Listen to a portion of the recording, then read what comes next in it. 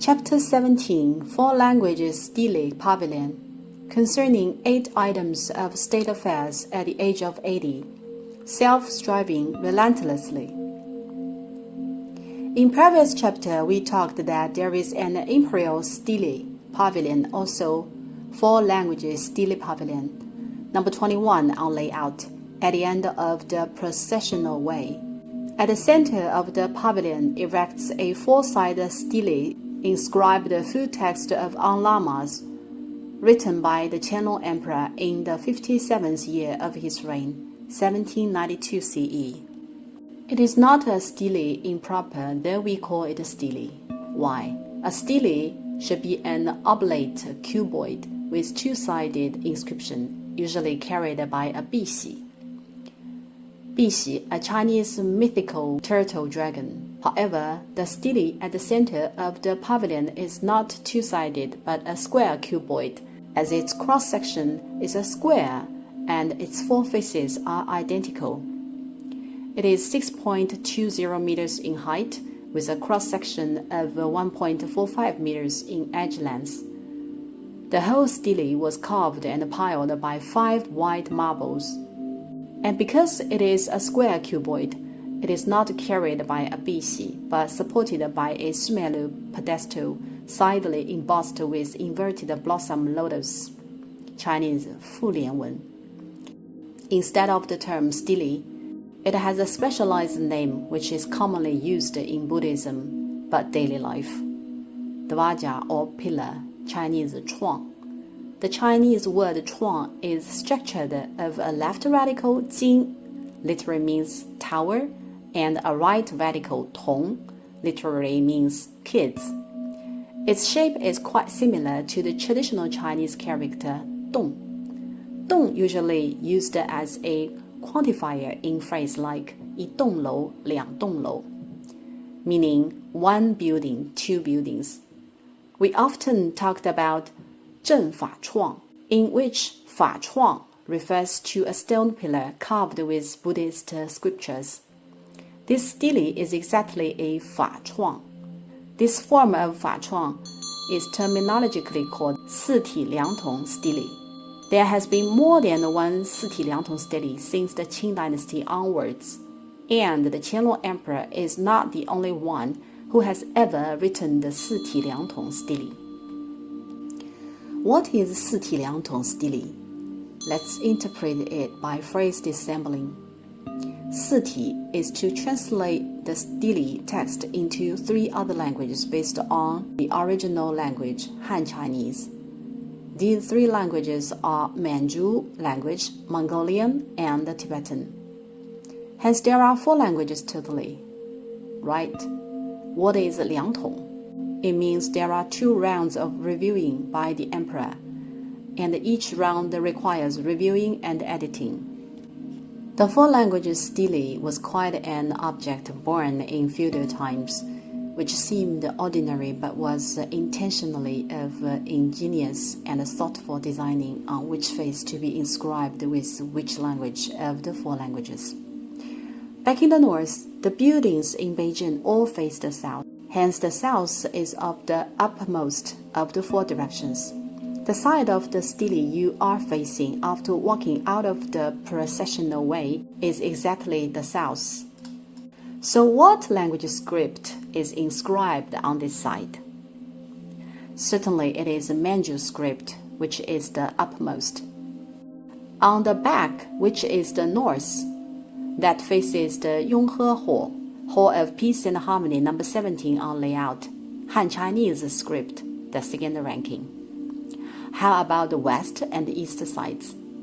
The west is superior to the east in Tibetan Buddhism. Thus the west is inscribed with Mongolian script, and the east Tibetan script.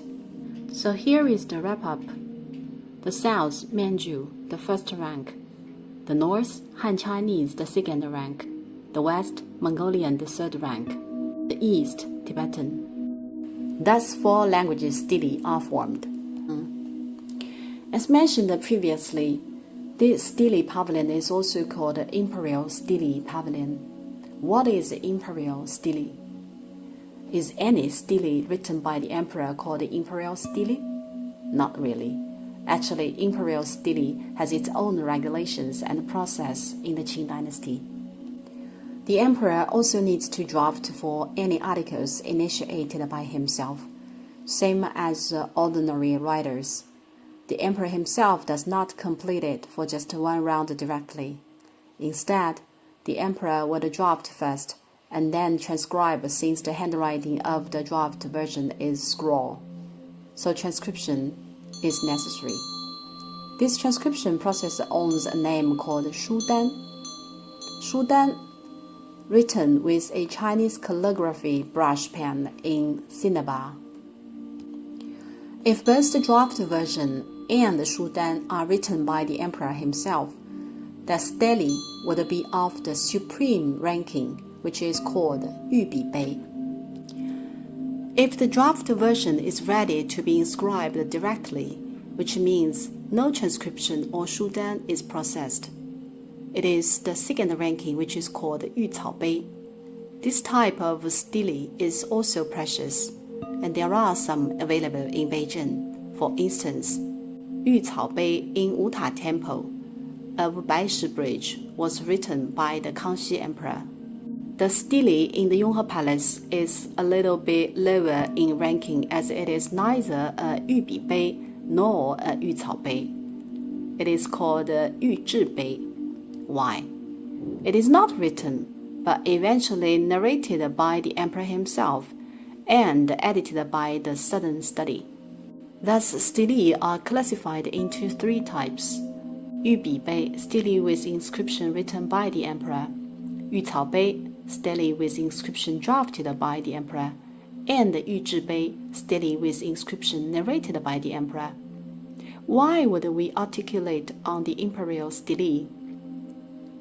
As there are quite a number of stele handed down in China since the Qing dynasty, the Kangxi and the Qianlong emperor were passionate on inscribing, and they both lived long.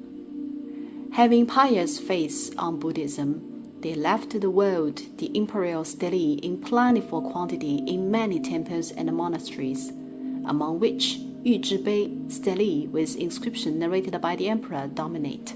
Here is the production process of the Yu Zhi Bei. Let's briefly review the part owned by the emperor first. It is said that the emperor drafts the first version himself occasionally.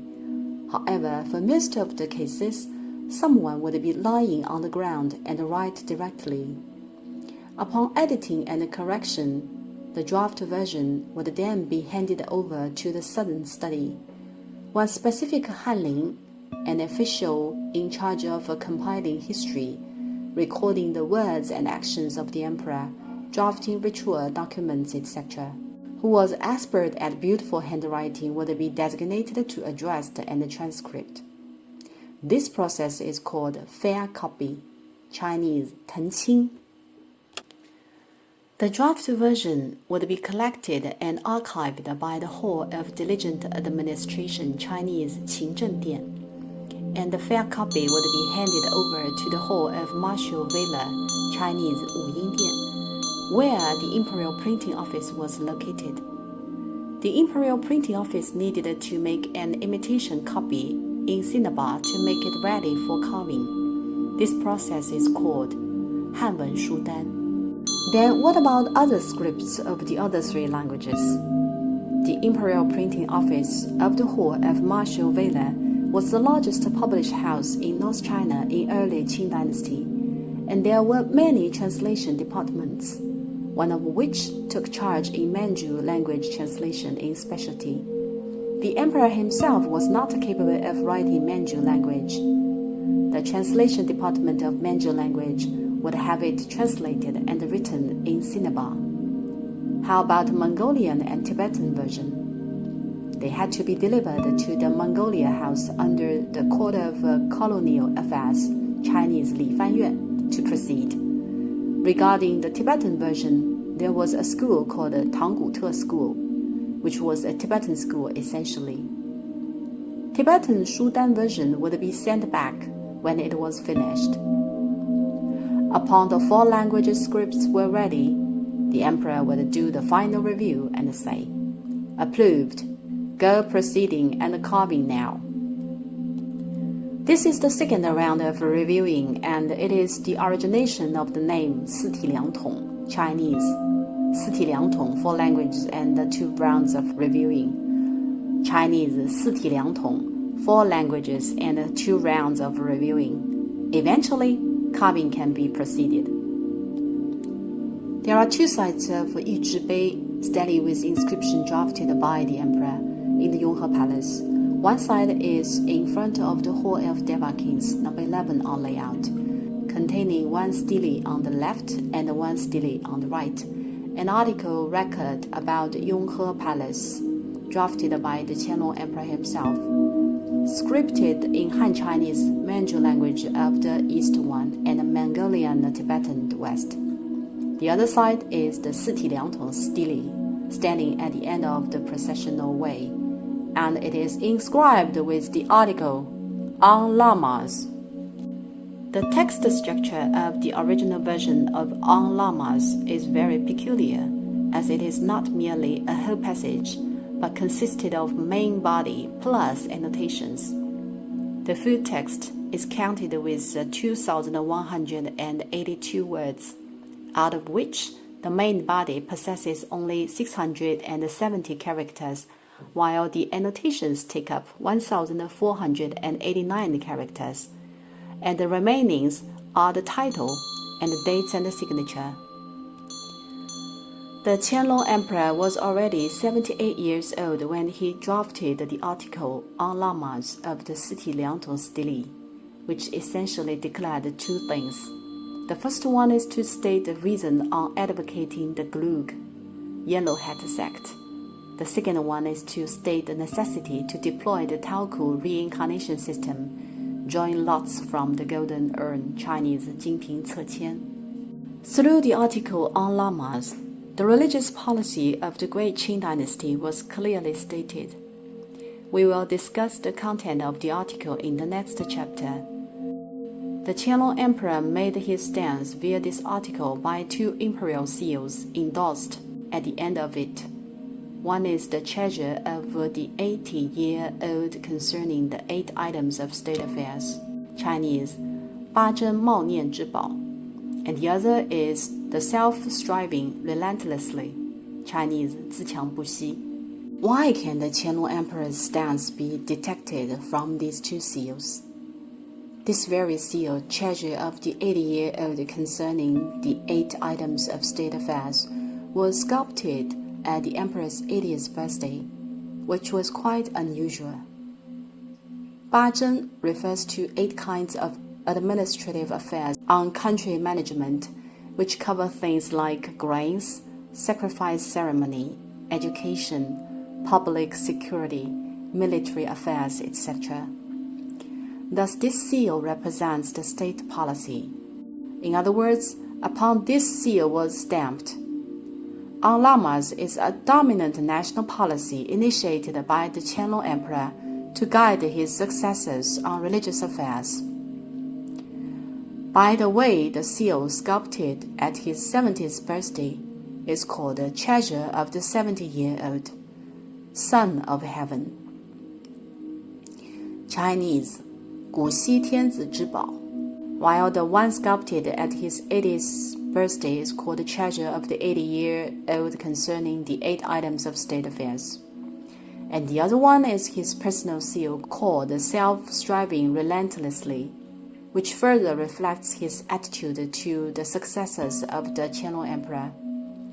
As the description originated from a hexagram 乾, 天行健, 君子以自强不息.